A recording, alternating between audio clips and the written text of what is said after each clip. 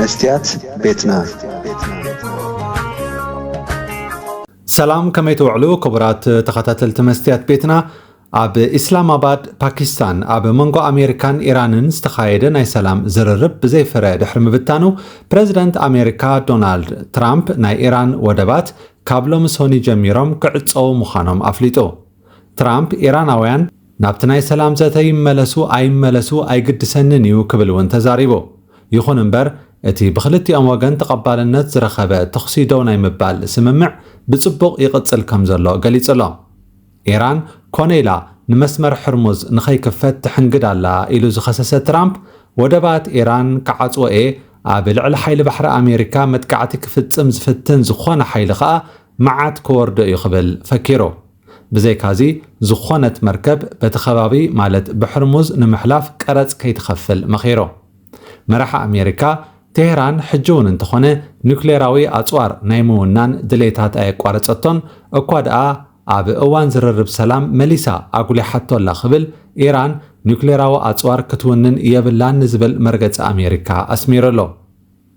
عباي بريطانيا نتي ترامب اب مصابو حرمز زركبو ودبات ايران عصوا كغبر نزحازو وطن كم زي تدغفو افليطا منغست تهاجر نودبات ايران معصاو بامريكا خغبر تحسيبو زلو مدب تغباراو نمغبارو ايد كم زي حوسن وي كم زي ساتفنيو افليط زلو.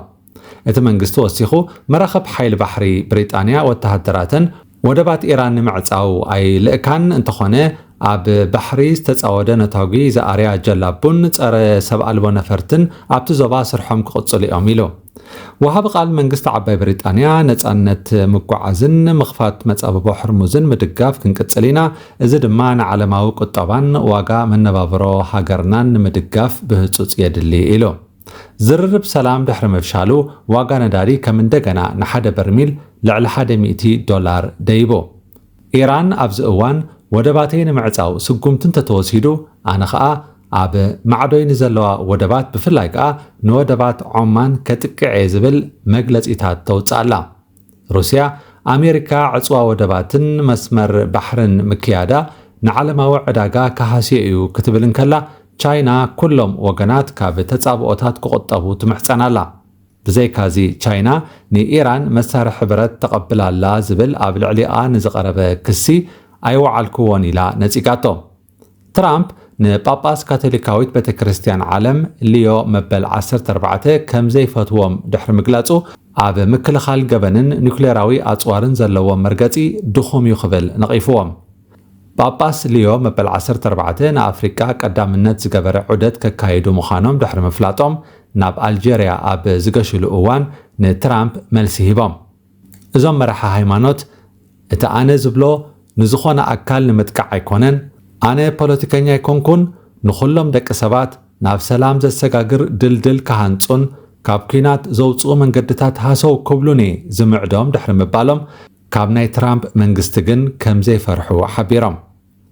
باريسن لندنن اب قربا ناي حرموز كونفرنس كدالوا مخانن يገልጻለዋ ኣብቲ ኮንፈረንስ ምስ ካልኦት ሃገራት በሓባር ብኸመይ በመስመር ሕርሙዝ ብሰላም እንቅስቃሴ ይከኣል ኣብ ዝብል ኣርእስቲ ዝርርብ ክካየድ ምዃኑ ናይ ፈረንሳ መራሒ የፍልጥ። ሕርሙዝ እቲ ኢራን ጸቕጥን መፍጣር እትጥቀመሉ ብጂኦግራፍ ዝተዓደለቶ መስመር ባሕሪ እዩ። معصاو مسمر حرمز نا أمريكا كاب زقطع تكباري. إيران حجي أمريكا نت مسمر ملو بملو عطيا نودباتي بادو خطترفو مفتانا نايك أرسانا تكباريو أب أحقراوي مايات نمراخب معقات كونه ودبات معصاو حقاوي كونن سرح عوال لئيو مسبلت اتم ودبات وين خلنا خقلقليهم ويكا ناي كلنا كعصاويهم تبلالا. ناب كاد زينا مس نسجر كبرات تخطاتل تمستيات بيتنا اب غداي ناب هاغروم كاب مملاس حنگدو ارتراوين تصاوت خصو اغري اجانس فرانس بريس لومي حدش حبريتا حيزو تقلقللو.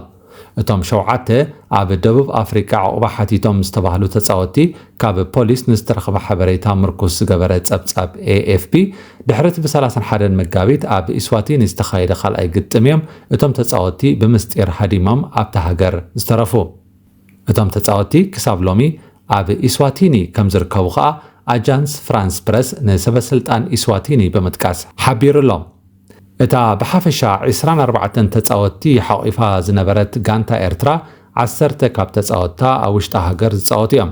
ዝበዝሑ ካብቶም ተጻወትቲ ብደቡብ ኣፍሪካን ግብፅን ኣቢሎም ናብ ዝቕመጡለን ሃገራት ክምለሱ እንከለዉ እቶም 7 ኣባላት እታ ጋንታ ግን ናብ ሃገሮም ኣይተመልሱን። ሰበስልጣን ኢስዋቲኒ ገና 7ኦም ኣብታ ሃገር ከም ዘለውን ዕቑባ ከም ዝሓተቱን ንኣጃንስ ፍራንስ ፕረስ ኣረጋጊጾምሎም። ካብ ኤርትራ ዝመፁ 3 ተጻወትን 4 ሰበስልጣንን ምህላዎም ፖሊስ ፈሊጡ ኣሎ ክብል ምክትል ሓላፊ ህዝባዊ ርክባት ፖሊስ እቲ ሃገር ኖሲፎ ምንጉኒ ንኣጃንስ ፍራንስ ፕረስ ሓቢሩ። ኣቐዲሙ ዝተረኸበ ሓበሬታ 7ኦም ተጻወቲ ምዃኖም ዝገልጽ እኳ እንተኾነ ፖሊስ ብዝሃቦ ሓበሬታ ግን እቶም 4 ከም ሰበስልጣን እዩ መዝጊቦም ዘሎ። ነዚ ዘነጽር ወግዓዊ ሓበሬታ እኳ እንተዘይሃለወ ኣብቲ ንፖሊስ ኢዶም ዝሃብሉ መዝገብ ዘቕረብዎ መንነት ዝተመርኮሰ ምዃኑ ግን ይግመት። ክቡራት ተኸታተልትና ካብዚ ቀፂልና ብዛዕባ ኢስዋቲኒ ዘዳለናዮ መደብ ናባኹም ክነብሎ ኢና፣ ተኸታተሉና።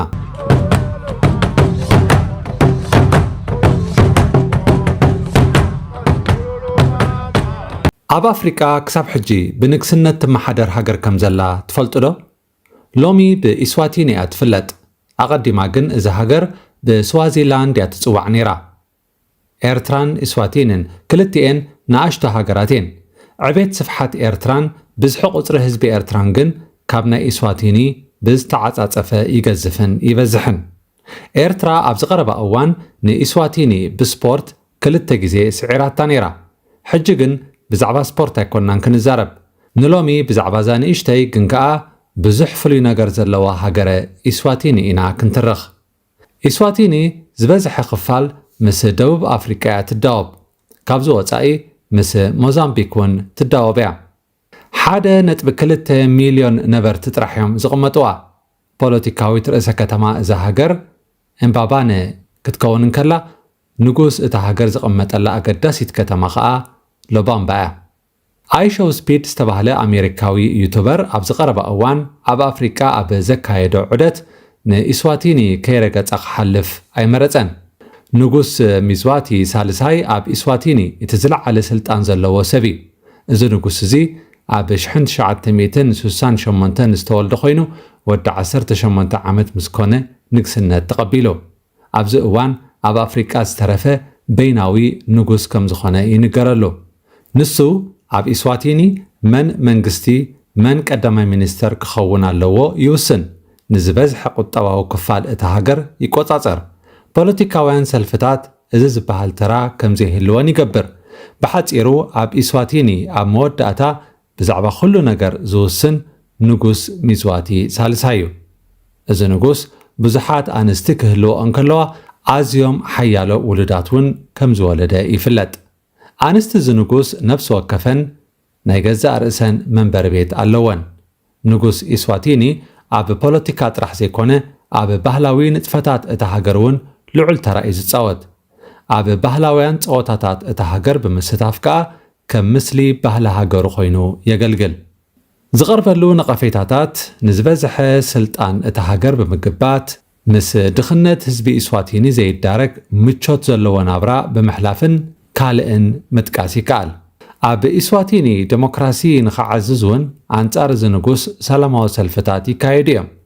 ፍሉይነት ንጉስ ኢስዋቲኒ ኣብ ዓለምና ካብ ዘለዉ ሙሉእ ፖለቲካዊ ስልጣን ዝጨበጡ ውሕዳት ነጋውስ ሓደ ስለ ዝኾነ እዩ።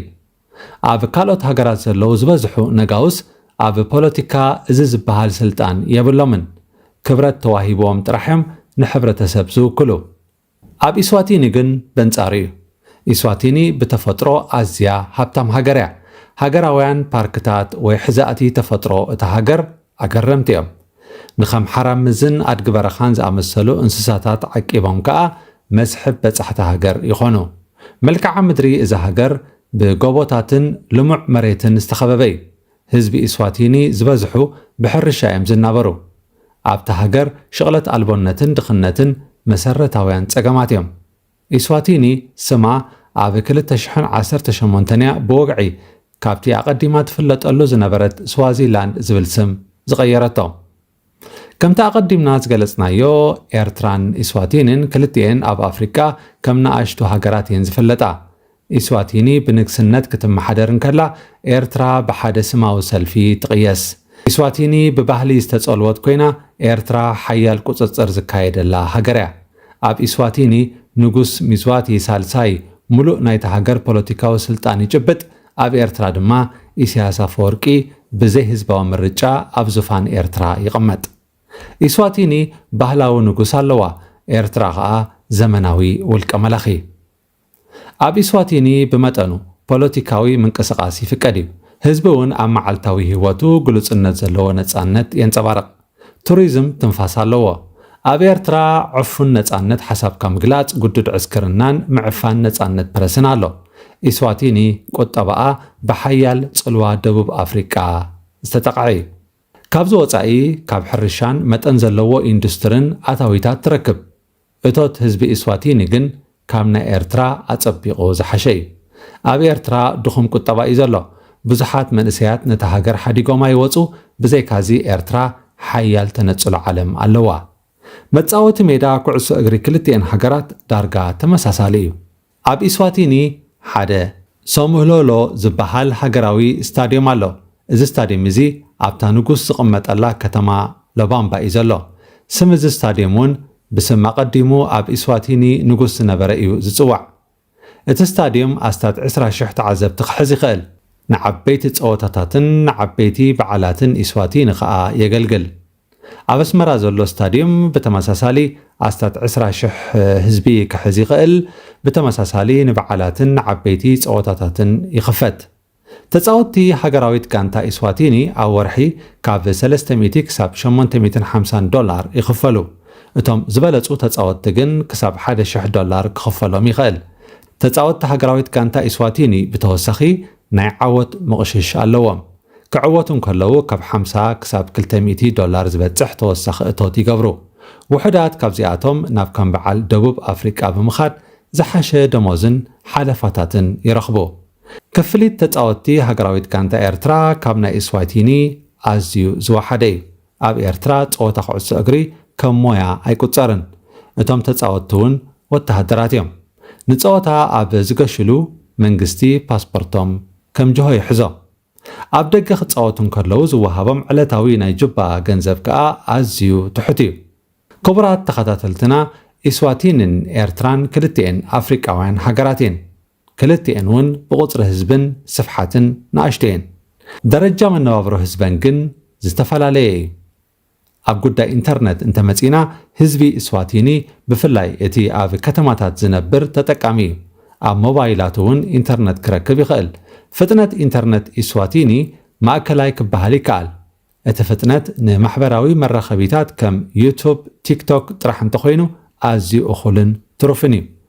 ዋጋ ግን ክቡር እዩ። ኣብ ኤርትራ ኢንተርነት ካብ መጠን ንላዕሊ ዝሑል እዩ። ህዝቢ ከዓ ናብ ኢንተርነት ካፌታት ብምኻድ እዩ ዝጥቀም። ዳርጋ የለን ክበሃል እውን ይከኣል። ኣብ ኢስዋቲኒ ኣብ ሆቴላት፣ ዕዳጋታትን ቤት መግብታትን ብቪዛን ማስተር ካርድን ምኽፋል ይከኣል። ኦንላይን ባንኪን ጽቡቕ ኣገልግሎት ይህብ። ኣገልግሎት ሞባይል ማኒ እውን ኣሎ። ይኹን እምበር ብዙሕ ሰብ ጥረ ገንዘብ ወይ ካሽ ይጥቀም እዩ። ኣብ ኤርትራ ዳርጋ ሙሉእ ብምሉእ ኩሉ ዕድግታት ብጥረ ገንዘብ እዩ ዝፍጸም። ኦንላይን ባንኪን ይኹን ክሬዲት ካርድ ኣይፍለጥን። ስለዚ ናብ ኤርትራ ዝገይሽ ሰብ ግድን ጥረ ገንዘብ ክሕዝ ኣለዎ። ኤርትራ ብስፍሓታ ካብ ኢስዋቲኒ ብ7 ዕጽፊ ተዓቢ። ከተማታት ኤርትራን ኢስዋቲንን ንኣሽቱ እኳ እንተኾና ናይ ኢስዋቲኒ ከተማታት ዝያዳ ዘመናውያንን ጽዑቕ ምንቅስቓሳትን ይረኣየን። ከተማታት ኤርትራ በንጻሩ ህድእ ዝበላን ኣረጋውያንን ኮይነን ንረኽበን። ክቡራት ተኸታተልትና ኢስዋቲኒ እምበኣር ከምዚ ክንገልጻት ጸናሕና ንእሽተይን ሰሓቢትን ሃገር እያ።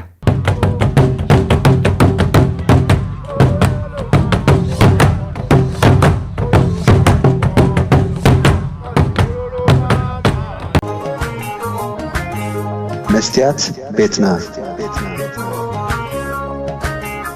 መስትያት ቤትና ንሓቀኛ ምስሊ ኤርትራ ንምንጽብራቕ ዝተፈላለየ ጽሑፋት ተንቀሳቓሲ ምስልታትን ቃለ ምሕትታትን ሒዛ ብዘካርያስ ክብረኣብ እናተዳለወት እትቐርብ መደብ እያ። ክፉት ልሳነይ መን እዩ ዝዓጽወኒ ኣይሰገድን ኣነ ኣብ ጣዖት መላኺ ክጣወኺ ግና መሰለይ ፍትሒ